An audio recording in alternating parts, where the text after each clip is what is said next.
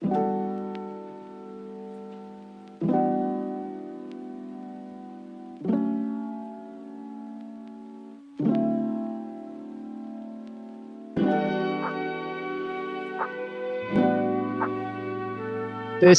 green powder has been getting very popular these days, and a lot more people are ordering it now in cafes. But frankly speaking, there's actually not a lot of tutorials or training to show baristas on how to actually make it, how to make it right, how to make it in the most efficient way. So this is why I am making this video. My name is Will. I'm the founder of Mindful, and we supplied matcha to cafes. So today, I want to show you a few tips that will hopefully make your job easier, and also just to show you how to make a iced matcha latte, a hot matcha latte, and hojicha as well. So what is matcha? Matcha is essentially tea leaf powder. It's a whole tea leaf being ground into powder. We can't actually dissolve the tea leaves. And this is the first thing that I want to mention. Matcha does not dissolve in water because we're simply whisking the whole tea leaf. We are just forming a suspension in the water before the customer take their first sip. And this is why we have to whisk it, and we have to whisk it well.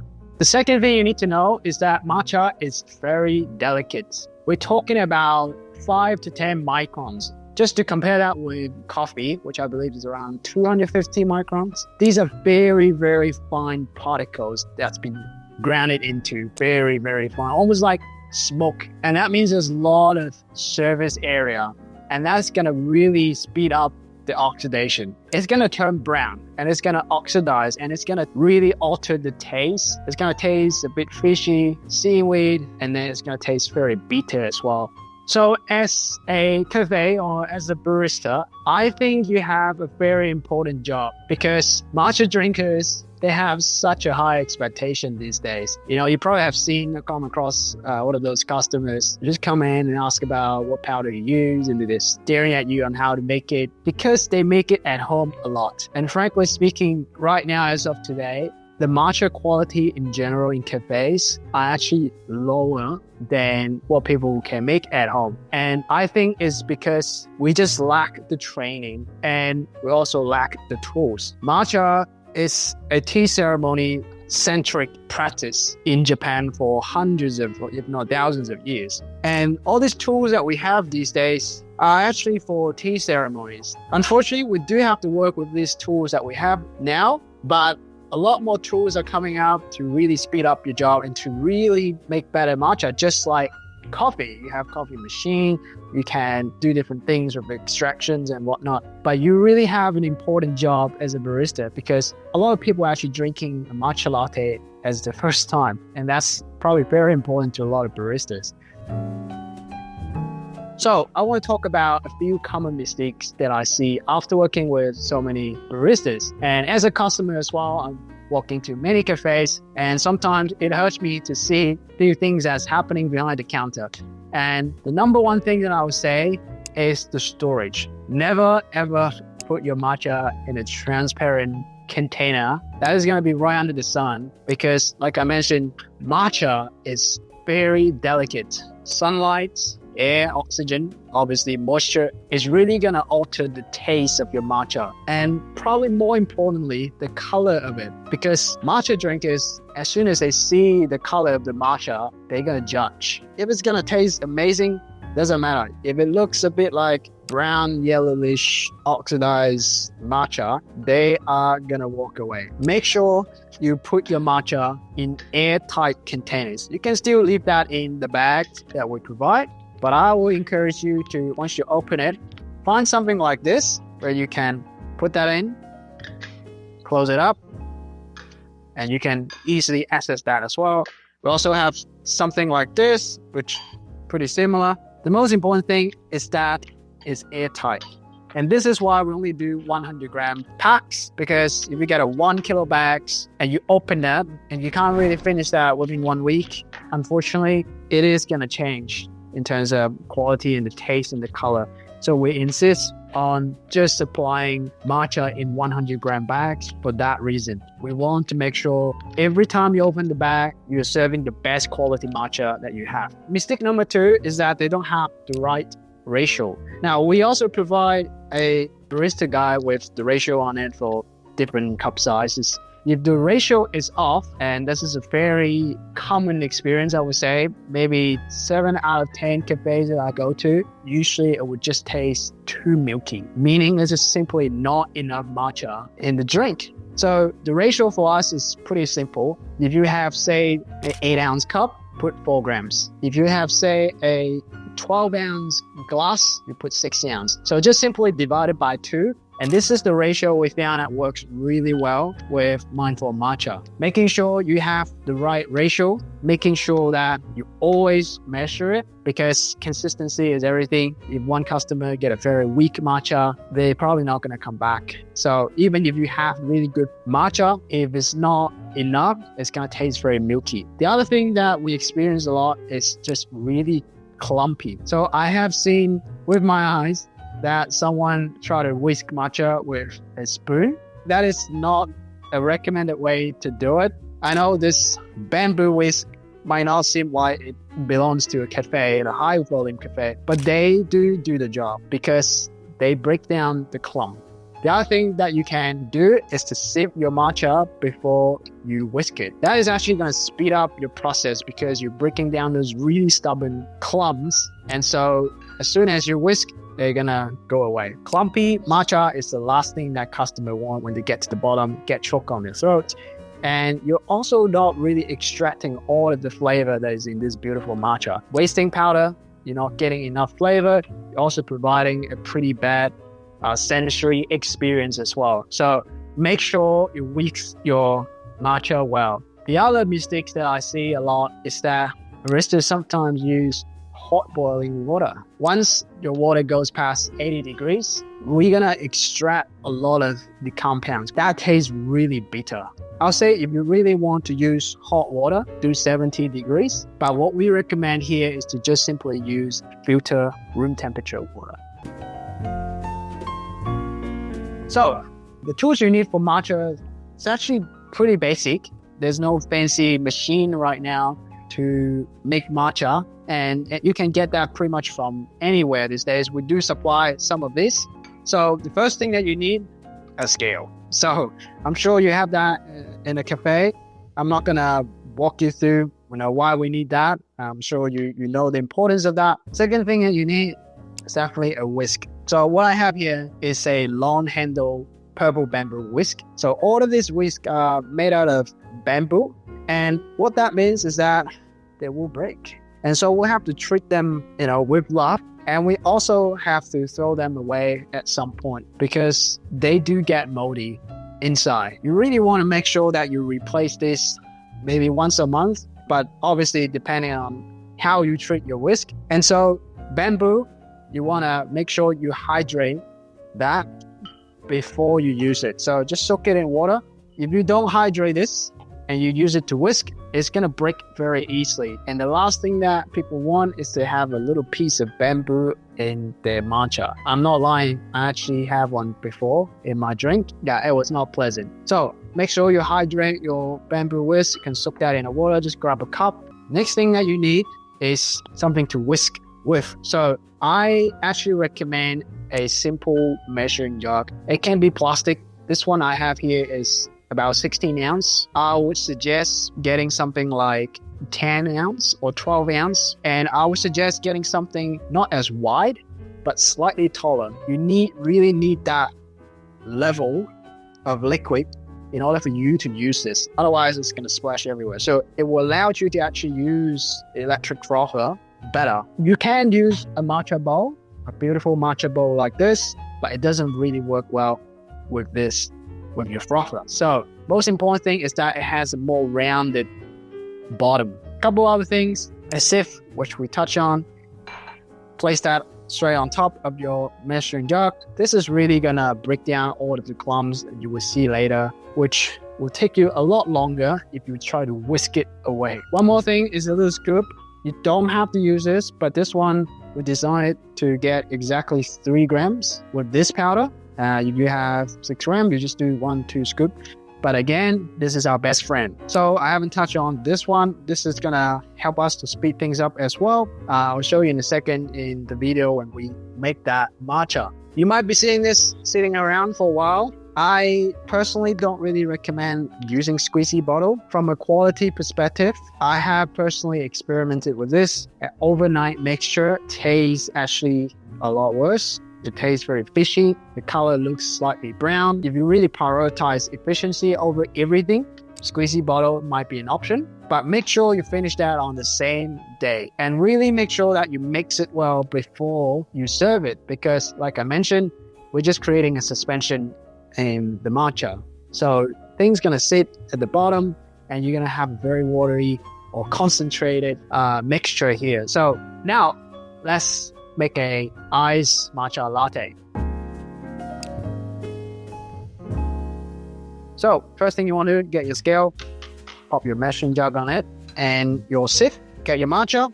Since we are doing a 13 ounce, we're going to put 6.5 grams of matcha. So remember, divided by 2. So this one gets out about 3 grams. So I probably just need to do about 2 scoops. I like to put a little cup just next to it. So if I have any extra, I can just put that back in there if you want. Grab your sieve and just slowly push the matcha through the sieve using the back of your little scoop. Then you can speed things up. Just keep doing this circular motion here, and you will start to see these little stubborn little clumps trying to go through this sieve. And this is why we want to sieve it, because if you don't do that, it's going to take you forever to whisk that away. So once you have that, we recommend putting milk directly into your mixture. I know that might sound very odd, but we have tried and experimented with this a lot. By whisking it with milk, you can actually get a very creamy and smooth texture. Especially it will form a layer that looks even better as well. And obviously these are barista milk, and so it's almost like frothing milk. With the ratio 6.5 grams, we put 65 ml of milk. So just simply times 10 and you'll get it right. And also, by not putting water, we are not going to be watering down the drink, because as soon as we put anything here, it's going to taste very diluted. So once you have the milk in there, what I recommend doing is to grab your frother.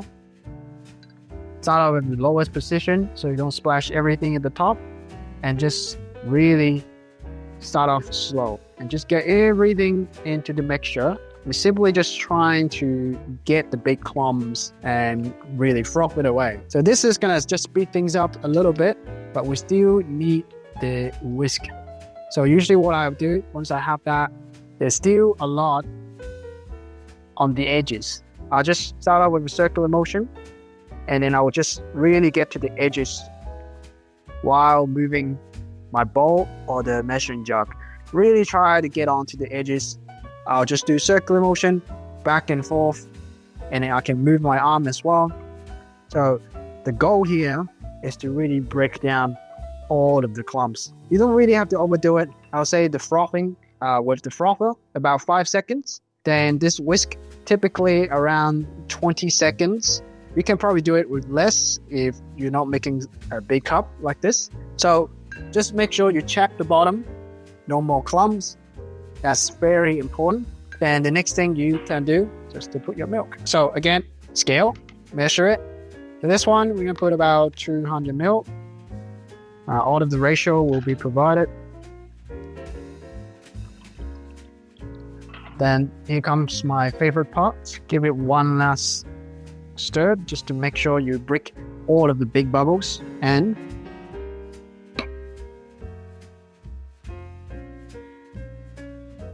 there you have it, the smoothest, creamiest matcha latte you can serve. I'm actually gonna drink this one, and because I am craving for a matcha. Obviously, you have to serve it with a straw or a spoon just to really get that all mixed. But customers tend to really like this because it's good for Instagram, and if it's good for Instagram, it's good for business.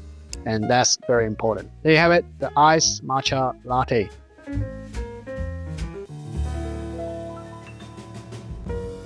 So with the hot matcha latte, it's also quite simple and straightforward.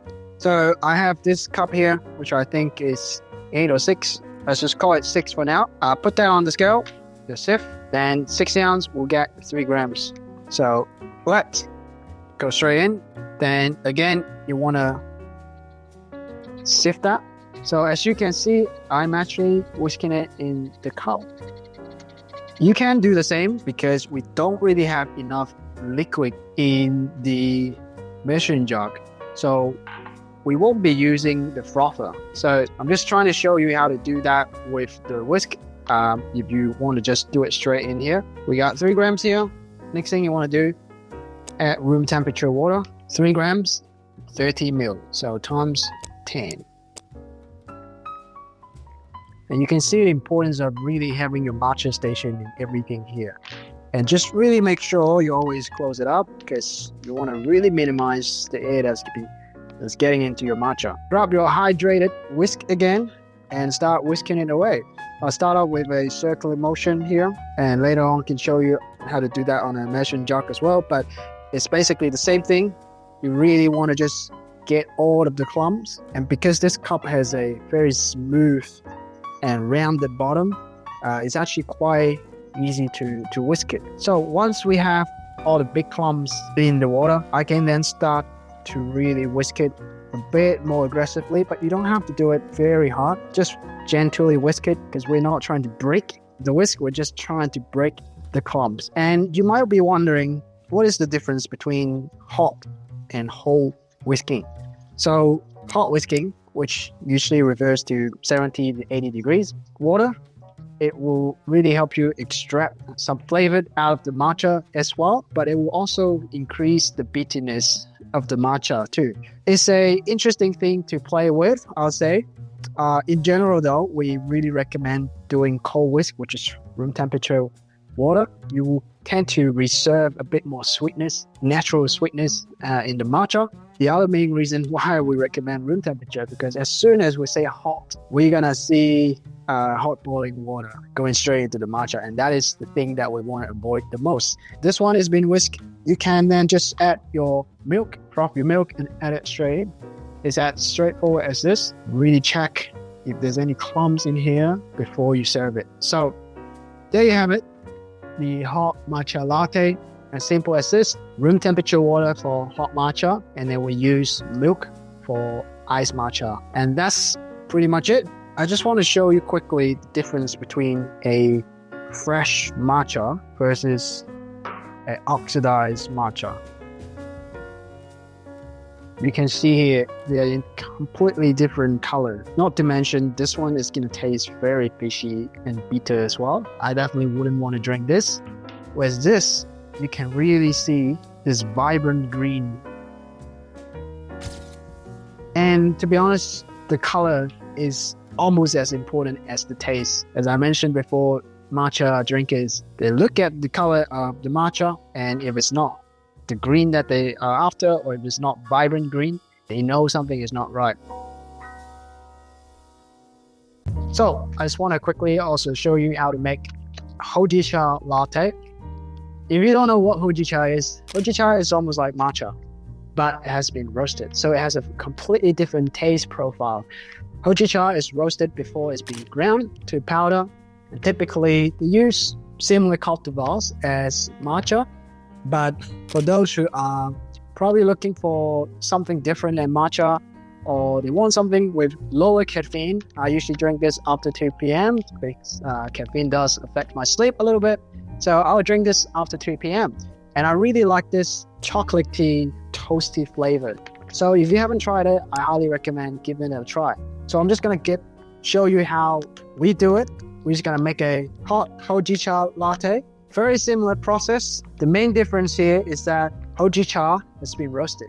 So while we are doing the same 3 grams, it would look like you have a lot more powder, but it's actually still 3 grams. So we have 1 scoop here. That's only 2 grams, so we have to get another half. It's because it's been roasted, and there's less water in there. That's why it has a bigger volume. Similar things, for 6 ounce, we're just gonna be using 3 grams. So divided by 2, push it down. I really like this roasty aroma. It actually reminds me of coffee a little bit. And this is something we found as well. A lot of people don't like matcha, but they actually enjoy hojicha. With this, we're gonna put 30 mils of room temperature water. So we're gonna be making a hot one here. Similar process as matcha. You want to start off with a circular motion here. Again, you just want to make sure that all the clumps are gone. And then you give it one last good whisk. And there you go. Just put that in your serving cup. Last thing you have to do, just to froth the milk and then serve it. By default, I would suggest you to make that as a non-sweetened drink. And if they do ask for a sweetening option, you can just put a drop of honey or 1 pump of sugar syrup, around 5 to 10 ml, and that will make all the difference. The other thing that I want to mention is that a lot of matcha drinkers are drinking this from a health perspective. And so obviously they don't want this to be a sugary drink, because a lot of the matcha blends that you can see and found in the market, they tend to have other things in there. Just really let them know this is 100% just pure matcha, and you're just really adding that with milk. Speaking of milk, oat milk is my personal favorites, particularly this one. We've tested this with milk a lot. This one goes really well. So last thing, if a customer walked in and asked you about what matcha is this, what are they using, you can say something like this. This is a brand called Mindful, and they're based in Perth, and the matcha is from Japan. This is 100% pure matcha, meaning there's no other things in there. It's just matcha, no sugar or any fillers in there. You can say it has a very good, well-balanced umami. It's also very well-balanced in terms of nuttiness, very little bitterness and astringency. So it makes a very good matcha latte. And hopefully this will help you really kickstart your matcha program. Again, my name is Will, and I am the founder of Mindful. If you do have any questions, please feel free to reach out to us. We are always here to help you, to make it easy for you to make matcha and make a better matcha as well.